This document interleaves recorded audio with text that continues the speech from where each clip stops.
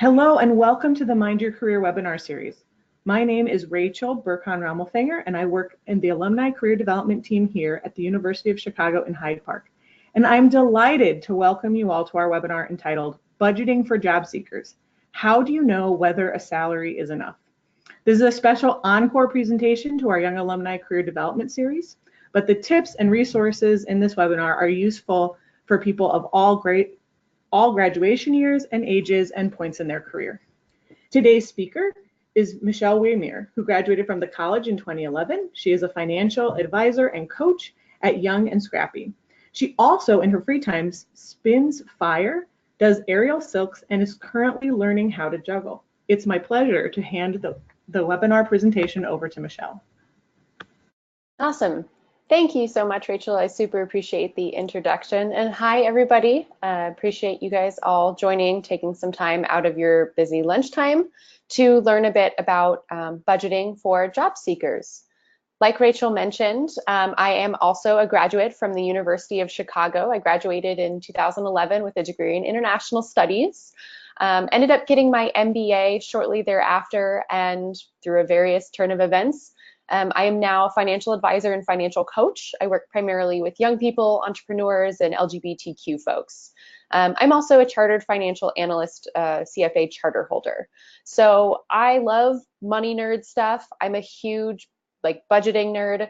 And so hopefully today I'll get the opportunity to share some of what I've learned with you, specifically, I think from a career standpoint, making sure that as you're evaluating a job opportunity, that you have the tools you need to know whether or not the salary will actually be enough to cover your desired lifestyle. So that's a little bit about me. I want to learn a little bit about you, just get a sense for who all is on our webinar today. And I'm interested in knowing which of the following best represents your current employment status. So if you would go ahead and answer this poll for me real quick. I want to know, are you just graduated? Are you looking for your first job? If you're currently unemployed and looking for work, if you're employed looking to make a career change, or if you're employed, you might be happy with your job, but you are sort of just interested to learn, or you might think that you would be in a situation in the future where you are looking for a new job. I'm going to do my best to kind of take this information and tailor a little bit in real time the presentation to who's on the call. I expect there's probably a little bit of variation here, so let's see. All right, awesome. So it looks like most of you are currently employed, you're looking to make a career change, or you are employed, but you just want to know this information. So that's awesome. That is super useful. Thank you guys for dialing in.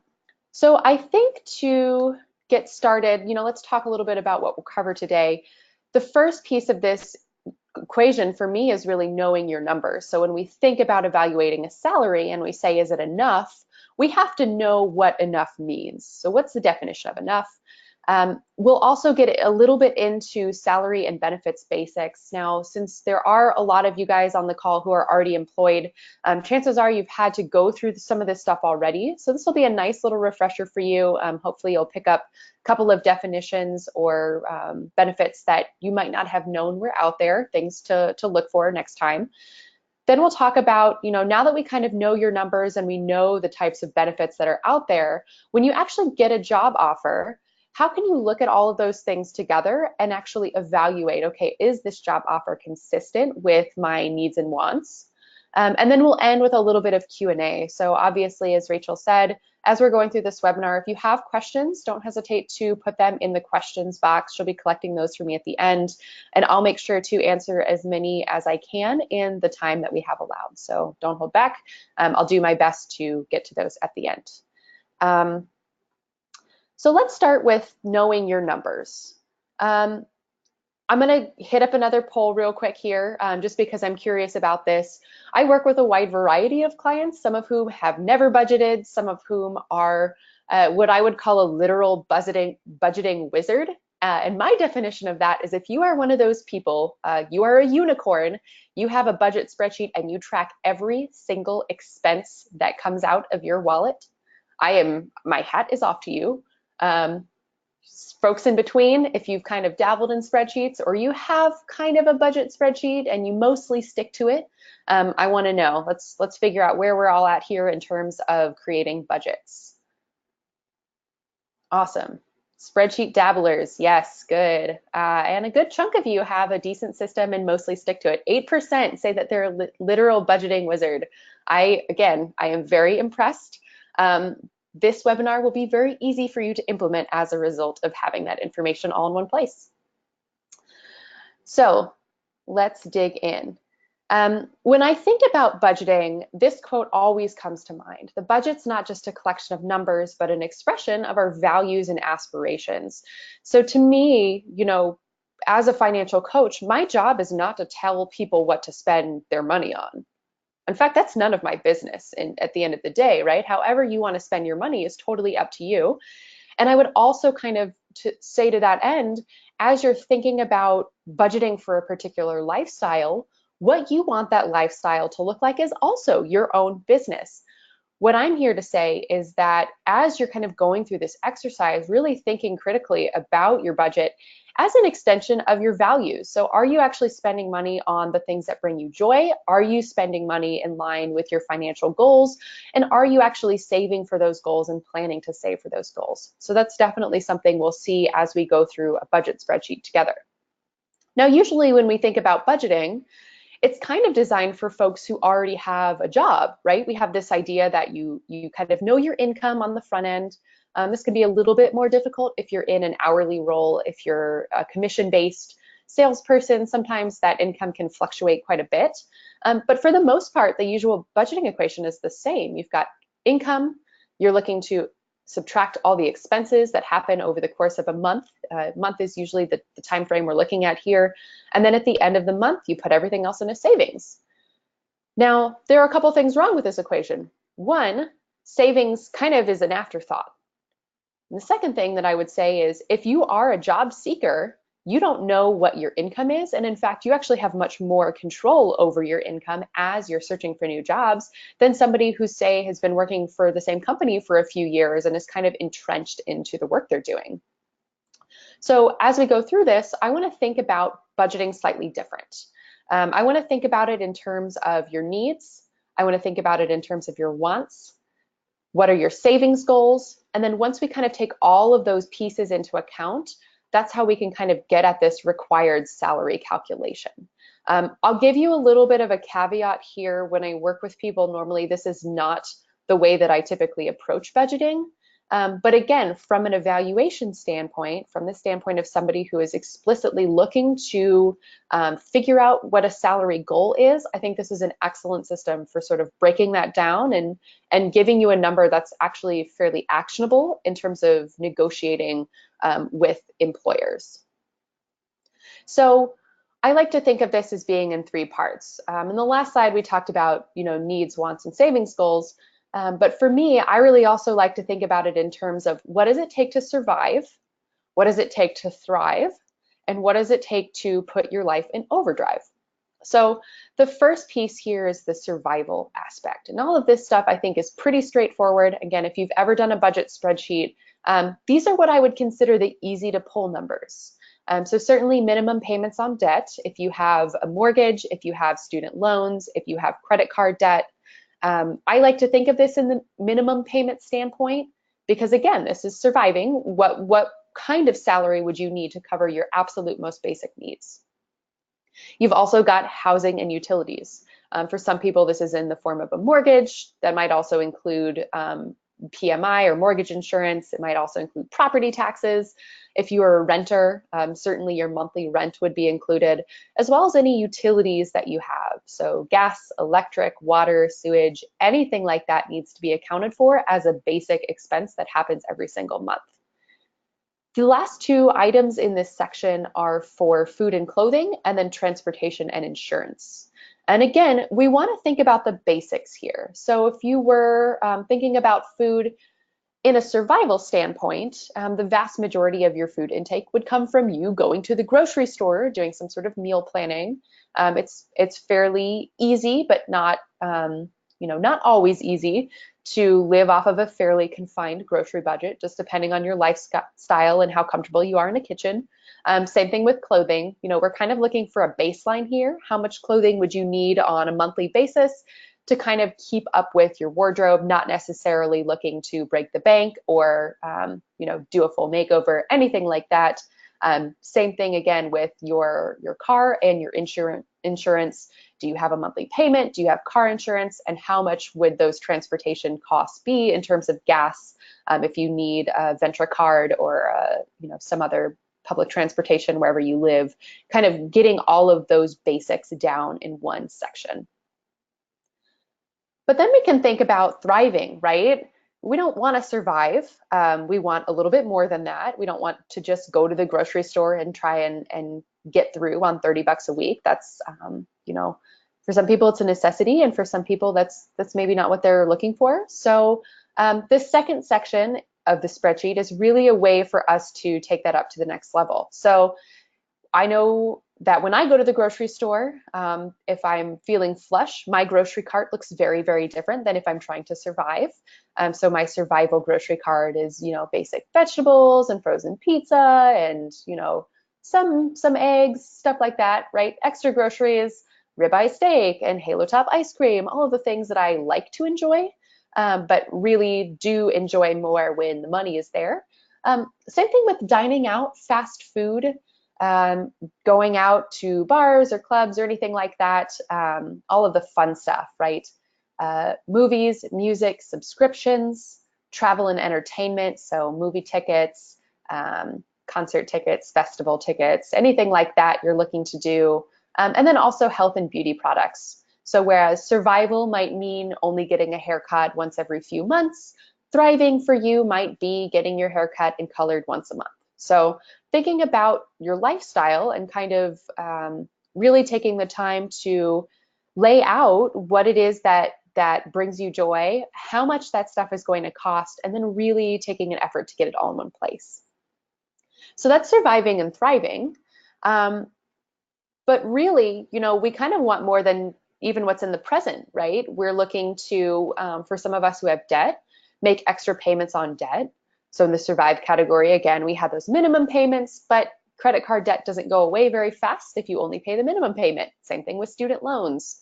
So if you want to put aside an extra couple $100s a month to really, you know, put your debt payoff in overdrive, what would that look like? And likewise, you know, as you're going through life, there are additional savings goals that pop up. I think the most obvious one for folks is retirement. So how much are we putting towards retirement? That number is baked into a spreadsheet that I'm about to show you and share with you.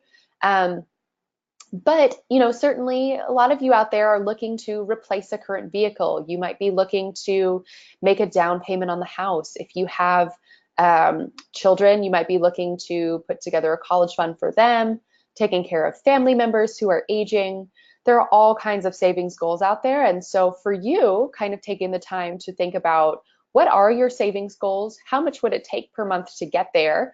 And how can you make sure that if you're asking for a certain salary or you're negotiating, or even if you're evaluating multiple offers, how can you make sure that you're not just covering all of your present needs and wants, but really ramping up how you're saving for the future and how you're addressing those future goals?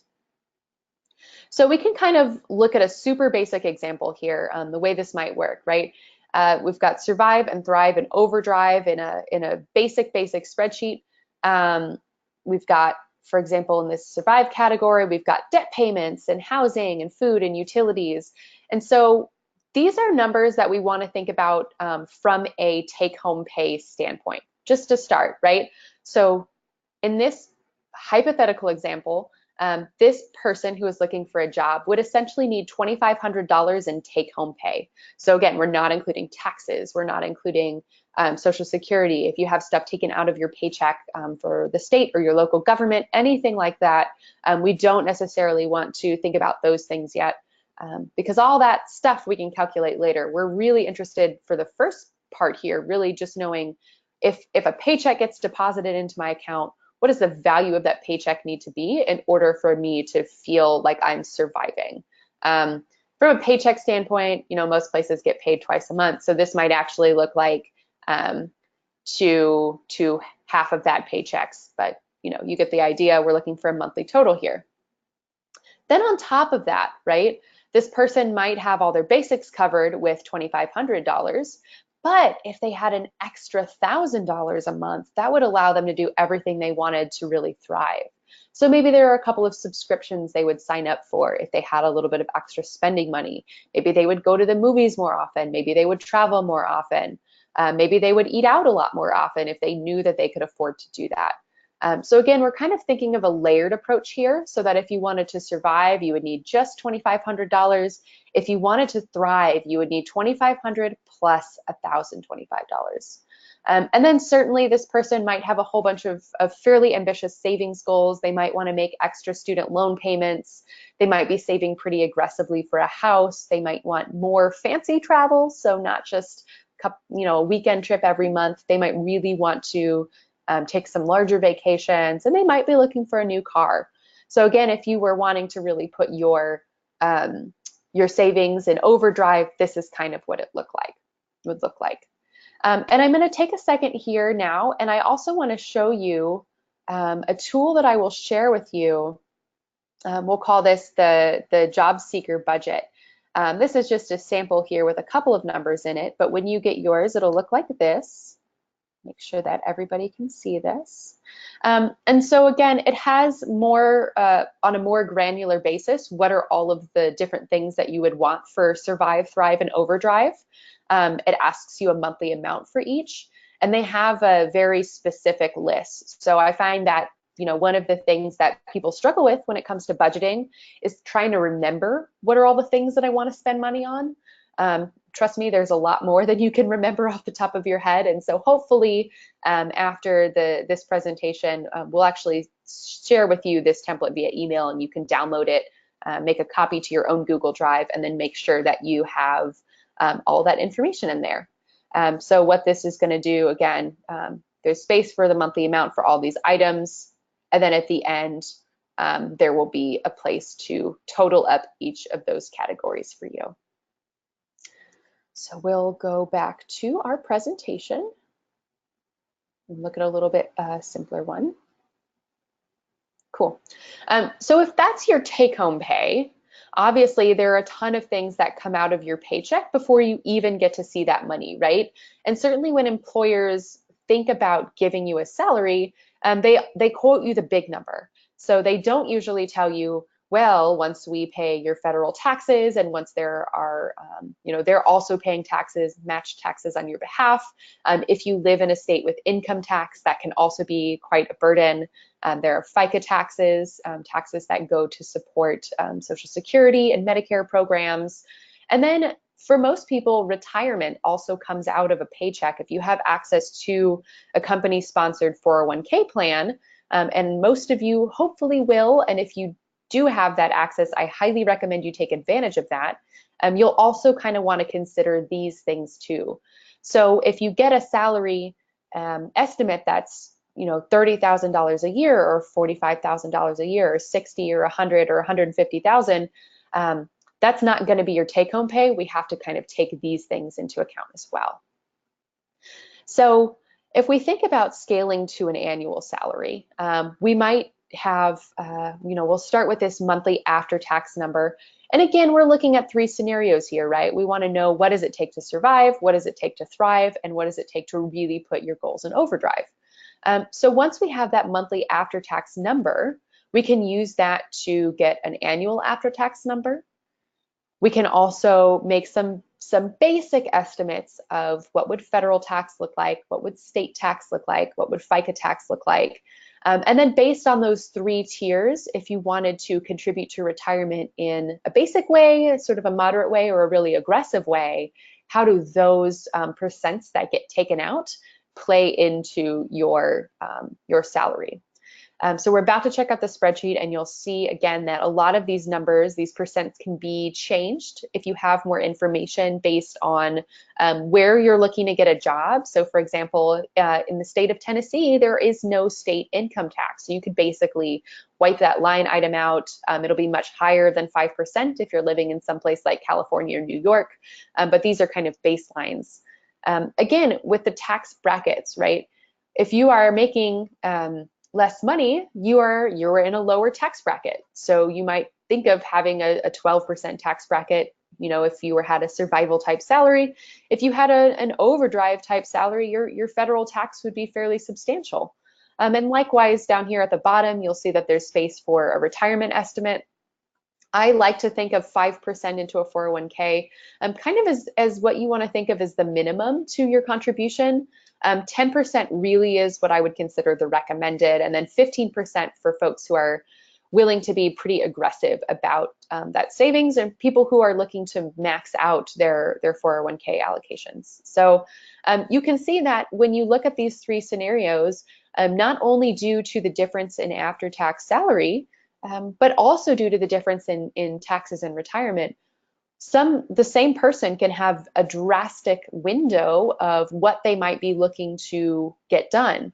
And certainly using Thrive as like the middle ground, you might consider this as your starting point for negotiations. You might be willing to go down a little bit if you knew the job was absolutely ideal, or if you kind of anticipated maybe needing a little bit more emotional support through a difficult job, you might ask for more than what it takes to thrive. So those are kind of starting points for you to consider how the after-tax salary can actually translate into something that your employer will offer you in terms of a total there at the bottom. Well, once again, I want to pop back to our spreadsheet real quick. And I want to show you this second tab here about salary needs. So this is going to do all of the math for you. Again, there are zeros here right now because it's tied to the expenses, which are empty. But I've got all of these super basic rates here in for you. It's going to give you a total pre-tax salary based on what you want for each of these three scenarios. And then it's also going to give you an option. If you do have an hourly job, 2,000 hours a year is sort of the standard full-time job, hourly amount. If you know that you'll be working overtime, you can change that. If you know that you'll only be working 30 hours a week, you can change that. You can kind of play with those numbers there, and it will give you a corresponding hourly rate that you would need to, again, survive, thrive, and put your life in overdrive. So just something you might find useful. One other thing that I will show you real quick while we're in here is for folks who are looking to ramp up their savings, it can be a little bit of a challenge to figure out how much you want and by when. This calculator is not super great for goals that involve compound interest. So this is not a retirement calculator. This is not a debt payoff calculator. But for example, if you had a trip to Mexico that you knew you wanted to take, you are going to start saving this month, get right on it, and you knew you wanted to go next summer. You could put in a cost estimate and an amount already saved, and it will give you an amount needed per month to reach the goal. So again, as you're kind of going through some of those calculations, if you need a little bit of help figuring out, okay, what should a travel budget look like for me? How much should I put aside for car maintenance or an emergency fund or anything like that? You can kind of use this calculator that's in there as a resource for you, and it will calculate an amount needed per month to reach your goals. So hopefully that will be something you find useful. So we are popped back to the spreadsheet. A couple of other little helpful tips as you're going through this exercise. This is big in the data world. I'm sure you guys might be familiar with this phrase, garbage in, garbage out, right? Your salary projections are only as good as the research you put into understanding your own lifestyle and understanding your own spending habits. So for those of you, again, who are budgeting wizards, you have great data on where your money is going. You have a very good sense of kind of how to put things into these different buckets, and you might have, fairly accurate data. For some of y'all who have never budgeted, certainly for folks whose primary mode of spending is cash, you might have a little bit more difficulty. There are a couple of ways you can get good data. The hard way, so to speak, is to kind of go back manually through those bank statements and just see, in an average 6 months, what am I spending on these types of things? If you know that your electricity bills fluctuate, you might pull, again, the last few bills and average them to try and get a good number there. But again, the more time you put into making this as accurate as possible, the more prescriptive and useful it will be when you're actually evaluating your salary. The other thing that I would tell you is that a little self-awareness goes a long way. So understanding what it is that survival means to you, what does thriving mean to you, and what does overdrive mean to you is really, really important. So for example, if survival technically is, food and gas and rent and basic, absolute basics, if medications are a matter of survival for you, they need to be on there. If your mental health is so substantially increased by having access to a gym membership, then a gym membership might feel like a thrive item, but for you, it's a survive item. And likewise, you might kind of know that you hate cooking, that it's not what you're going to do. And so, be realistic with that. Know that if you put in your survival budget, $100 a month for groceries, and you've never spent less than $300, or you don't really buy groceries, you only eat out, kind of know these things about yourself. Again, my job is not to judge you. My job is to kind of give you the tools you need to say, okay, how do I start thinking about these expenses? How can I put them into useful buckets? And how can we kind of categorize them accordingly? So because we've got a lot of folks here who are already in a job, I'm going to gloss over some of the salary and benefit stuff. I certainly want to make sure we have time for questions at the end.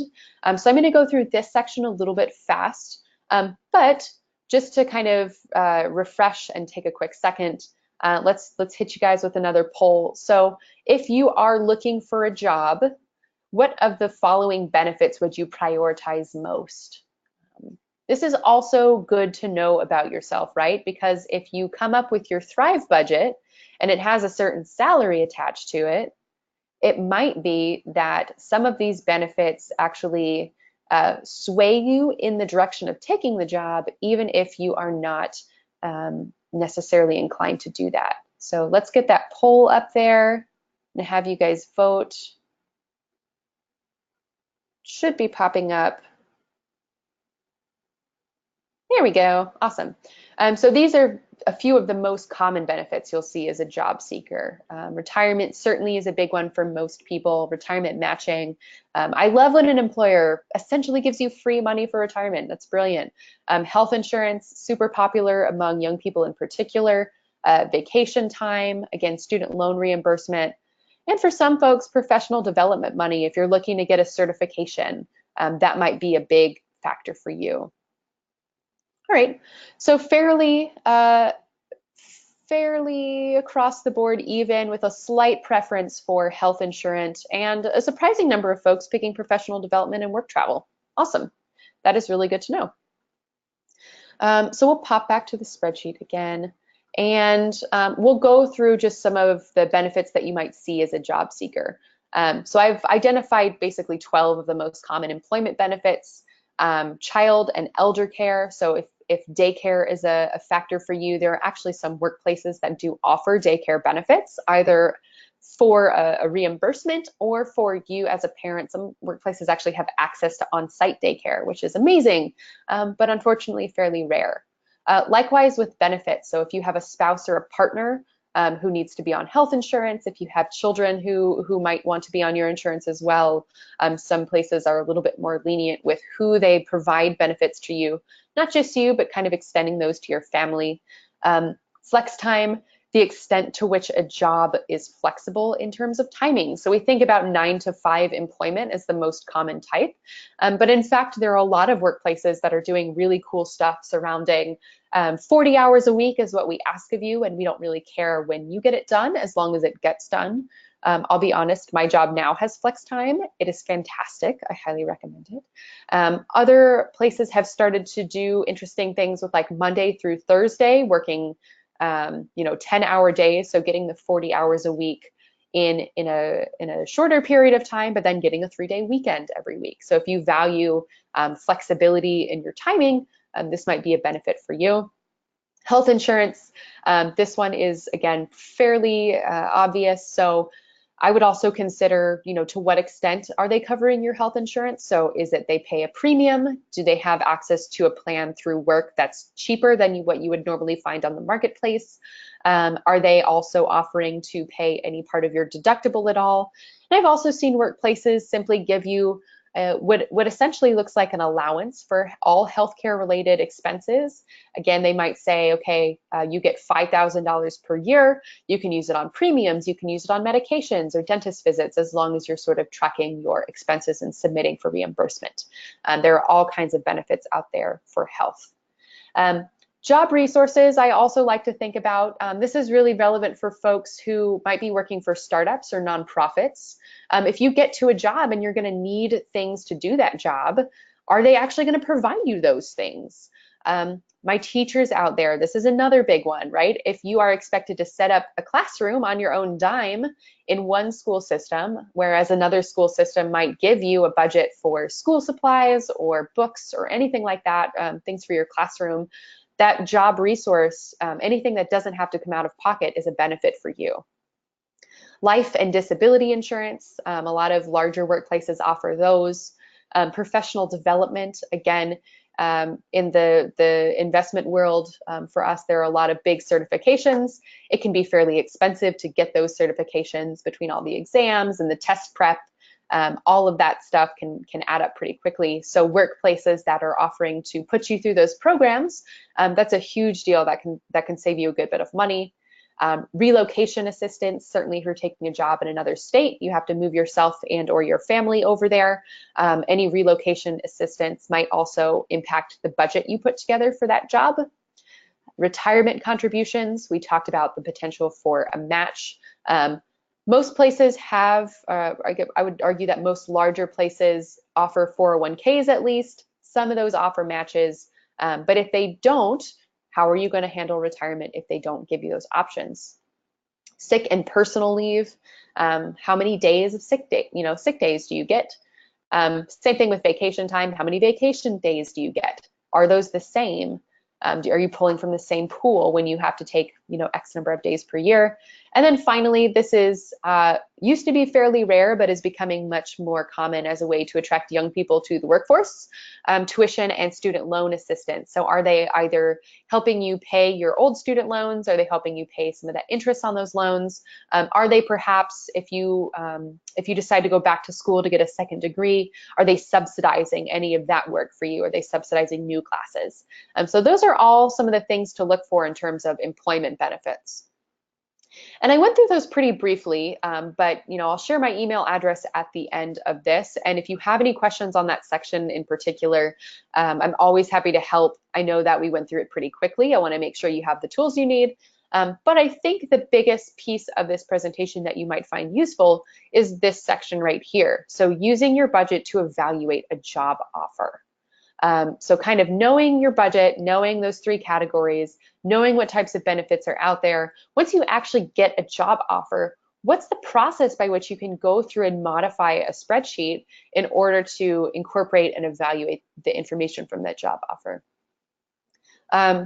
So I'm curious again, from a polling standpoint, I know that a lot of you guys were looking for jobs or thinking about looking for jobs. So in terms of that, if you're moving, do you want to stay where you are? Are you looking to switch locations? Could you be enticed into moving if the right opportunity came along? I'm curious to hear your thoughts on your current job search process. So go ahead and take a second there. Go ahead and fill out that poll for me, and we'll see where people's thoughts are. As we'll talk about in just a second, location is one of the big factors in helping you tailor your budget to a place. Obviously, different locations are much more expensive. Okay, cool.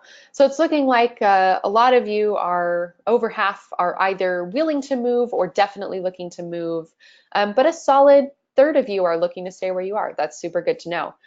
For those of you who are looking to stay where you are, again, this process will be a little bit easier for you because you kind of already get a sense of where your what your expenses look like at your current location.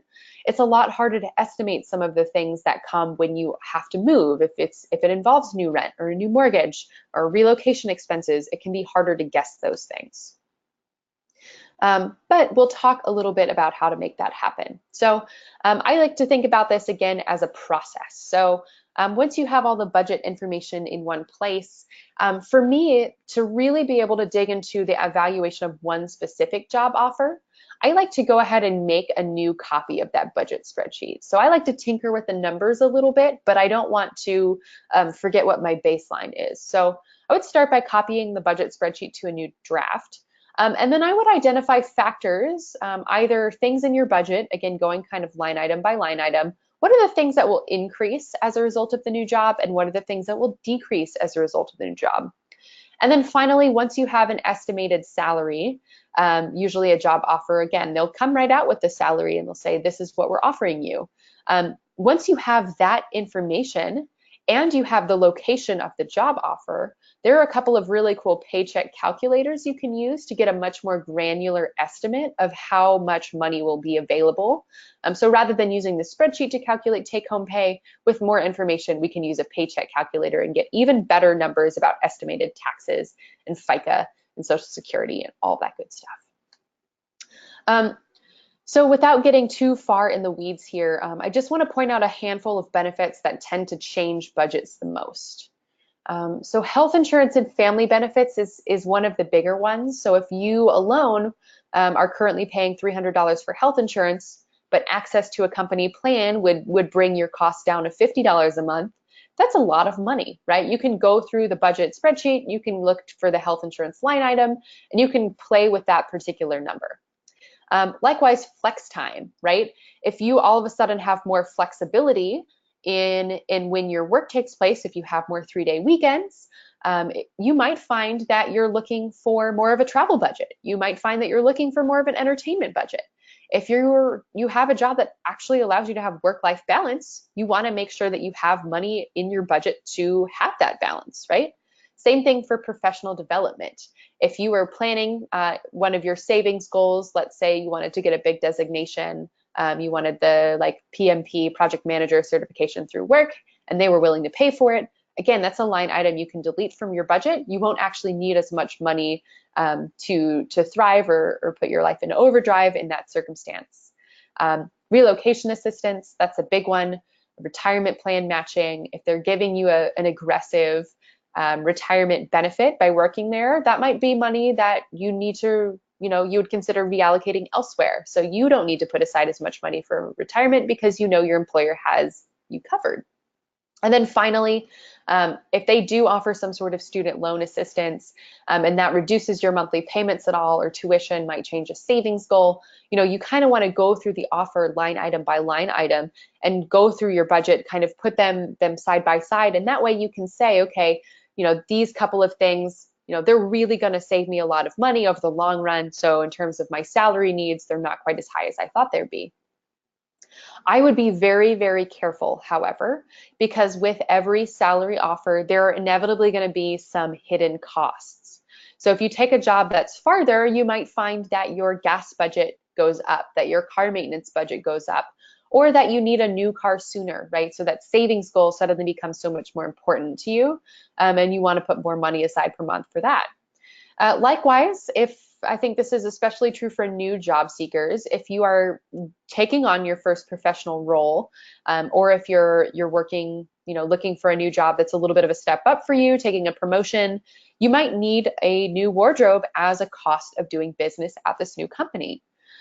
Likewise, if you are in a sales role, or certainly some of the other roles that are out there, you might find that they're expecting you to go to networking events. Those types of events can be fairly expensive. If you're having to do any of your own marketing at all, that's stuff that you might want to add in the budget for a line item.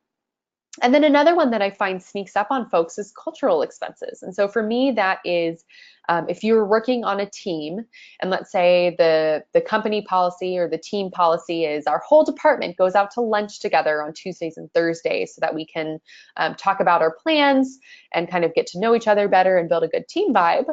That's all well and good, but if that's going to add, you know, $30 a week to your budget on just lunches with your team, you might want to consider putting an extra $150 per month into your budget. So, you know, when you're evaluating a job offer, kind of also evaluating the company culture to see what are the things that are going to creep up on me, what are the expenses that are going to pop up as a result of taking this specific job that I might not have anticipated.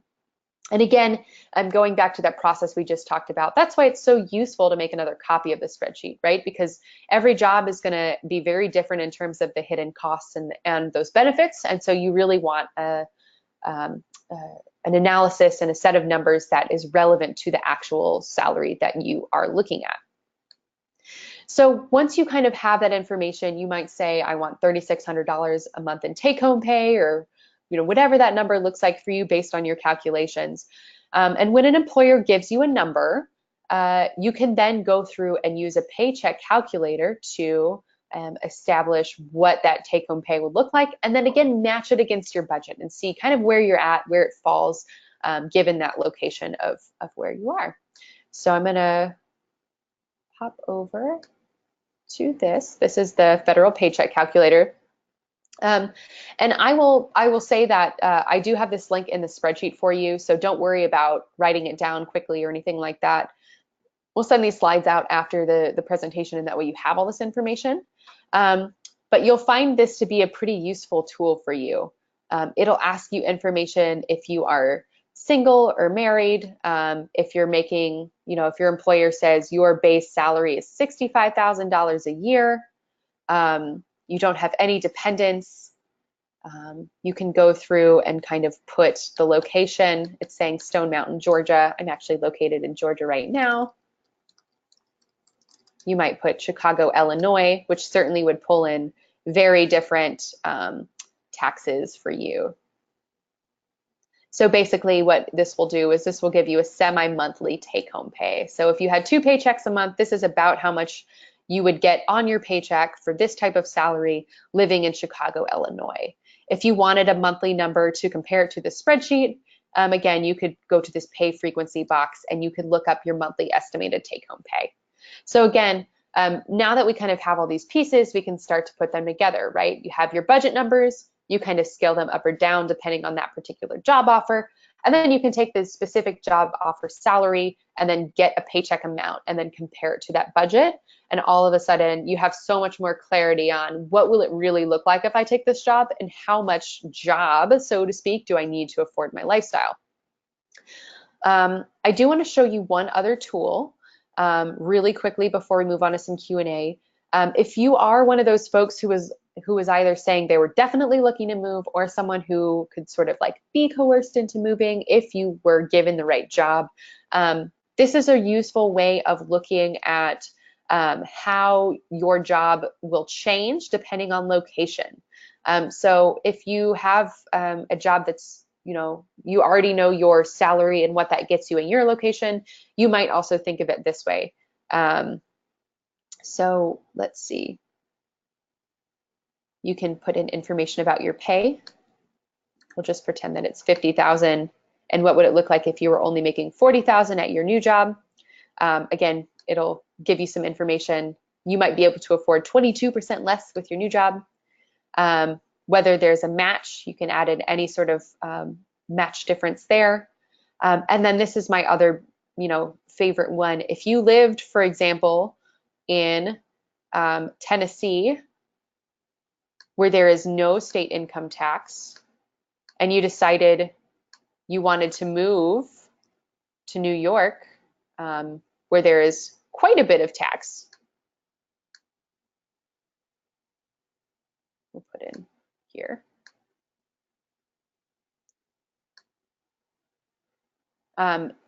It might be only a $10,000 pay cut, But just based on the way that taxes shake out cost of living, you would be able to afford 67% less. So again, if you are looking at a standard of living change, if you are looking at a move, this is another layer of analysis you can kind of do on top of the spreadsheet that we went over. So we'll pop back here. We went over the standard of living calculator. So those are all of the most of the things that I have to show you. We've got about 10 minutes left for questions. So if there are any of those, I would be happy to answer them for you now. Michelle, when we're doing our own research, are online cost of living estimates for cities in the US accurate? So I would say that some sources are probably better than others. The reason that I shared specifically this cost of living adjustment calculator from Fidelity is that I generally trust them as a source. So I think with any type of research, right, you want to consider where you're getting that information from and kind of what that looks like for you. But I would argue that a lot of third-party places know a lot more about those locations than I personally do. So even if it's not perfect information, it's still better than what I could give you or what you might have in your own brain, if that makes any sense.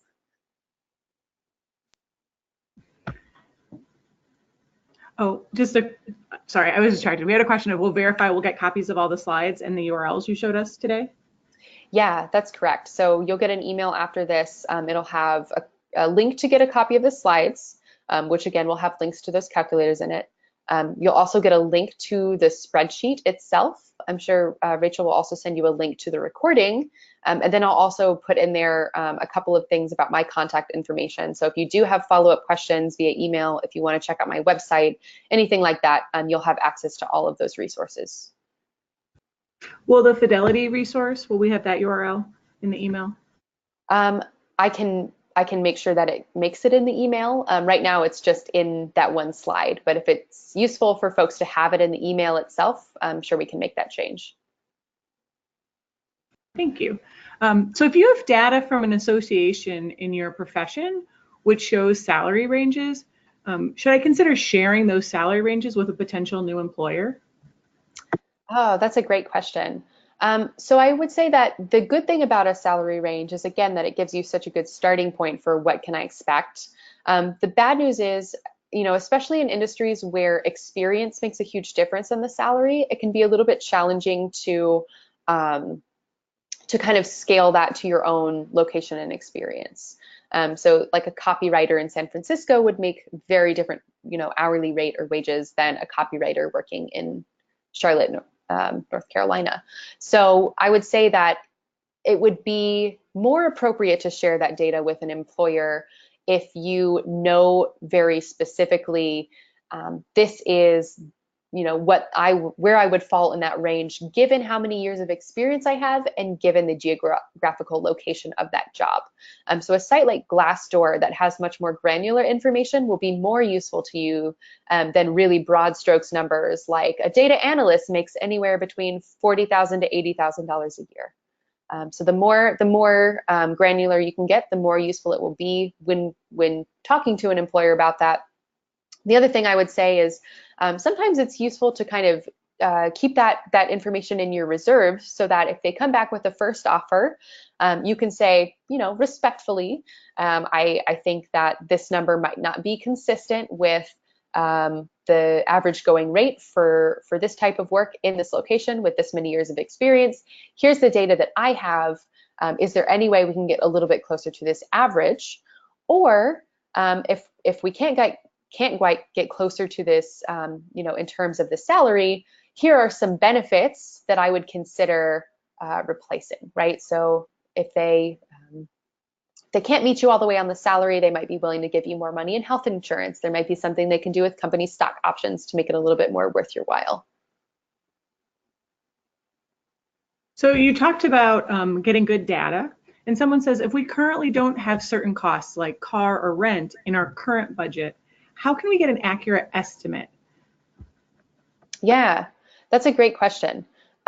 So for housing information, again, that's kind of where cost of living data really does come into handy. Unfortunately, the calculator that I have doesn't quite show that information. But one of the things that I found to be really useful, I think both in working with my clients and from personal experience, is that as you're going through the interview process, you often have the opportunity to talk to people on your team. So folks who are maybe living in that area, if you're not quite there yet, you might reach out to some of them and just say, hey, I'm having to move to this area. This is not something that I've had to do before. Can you give me some resources locally that you used to help find a place? And that way you're kind of, again, looking for something a little bit more local, a little bit more targeted. The other thing that I would say is, as job seekers, we're not always good at talking about money with the people who are already in our network. So not necessarily through your prospective employer, but simply just friends, right? So if you're looking to figure out what an average car payment looks like for somebody in your life situation, if you have friends who have a car similar to what you're looking to buy, you might discreetly ask them, hey, I'm looking to buy a Prius. Can you tell me about, what does your monthly payment look like? Or certainly if you have to make those types of big purchases as a result of moving, it might also be worth it to you to go ahead and start doing the research and go to a car dealership and you can talk to them about, if I have this much down payment, if I have this type of credit score, what are my monthly payment options? So again, the more research you can do on the front end to try and pin down some of those numbers, the better. If I'm interested in taking a job where I know my salary would go down and you had that great resource showing me that I could figure out if my purchasing power will decrease, what if I need to cut some things from my budget? Do you have any recommendations of places I should look first to make cuts? Yeah, that's a great question. So I found that in doing budget coaching, there are almost always things that we're paying for that we don't necessarily realize we're paying for. That's either the monthly subscription that you've been too lazy to cancel and that you don't actually use, or the things that renew annually on auto pay, and then every time you kind of miss it and you're like, crap, I'll get it next year. And you never get it next year, right? It keeps auto renewing. So I would see that as like really low hanging fruit if you need to make those types of cuts. Then again, getting back to the quote about, what it is that you value, I would look at those line items simply based on what brings you the most joy. And I honestly, if you really, really love eating out and that's your like number one go-to like favorite thing ever, you might consider cutting your travel budget. You might consider calling your internet provider and canceling that and simply sticking to Netflix and Hulu. Likewise, if you know that travel is the best thing in your life, you might look and say, I'm willing to get a roommate in order to kind of keep up with my lifestyle, but cut my rent and utilities in half. Again, it's really hard to beyond the low hanging fruit of what's the stuff that I can cancel. It's really hard to make that type of judgment because I don't know what it is that you value, and I hope that your budget would reflect those things. Michelle, I'd love to ask you, in a sentence, what is the key takeaway that you'd like people to leave this presentation with today? Yeah, so for me, I would say, the more time you can put into understanding what really makes you tick, the better you will be at making or obtaining a salary that meets that budget. So I can't emphasize enough that the budget is only a tool to make sure that you are getting what you need and what you want out of life. It's not a prescription for how to make that happen. Beautifully said. I want to thank you, and I want to thank everyone who is on the call today. Michelle, it was wonderful to hear your help at demystifying the budget process and demystifying how to figure out if the salary we're offered is the right one for us. For everyone on the call, I hope you'll join us again later this month for our next webinar on the 20th. Should I stay or should I go? Deciding if it's time to leave a job or re-engage where you are. And I just want to tell everybody, have a great day and take care of yourself. So till next time, bye.